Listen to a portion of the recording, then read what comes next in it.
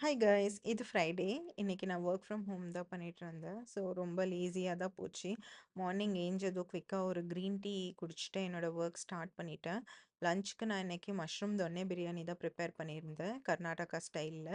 So அதுக்கு ginger garlic paste அரைச்சிட்டு, அப்புறமா க்ரீன் பேஸ்ட்டுக்கு கொரியண்டர், புதினா அண்ட் சில்லி போட்டு அரைச்சி வச்சுக்கிட்டேன். அப்புறம் குக்கர் வச்சு ஆயில் போட்டு பிரியாணி இலை அண்ட் காடமம் அண்ட் ஆனியன் போட்டு கொஞ்ச நேரம் சாட் பண்ணிவிட்டு மஷ்ரூம் போட்டு வதக்கிட்டேன். இது கூட கொஞ்சம் டர்மரிக்கும் சால்ட்டும் போட்டு நான் சாட்டே பண்ணிக்கிட்டேன்.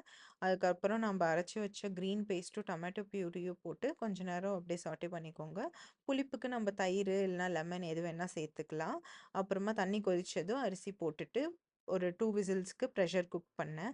மீடியம் ஃப்ளேமில் தான் பண்ணேன். டேஸ்ட் ரொம்ப அருமையாக வந்திருந்தது. நீங்களும் ஒரு தடவை ட்ரை பண்ணி பாருங்கள். உங்கள் டே எப்படி போச்சுன்னு கமெண்ட் பண்ணுங்கள். See you all in my next vlog.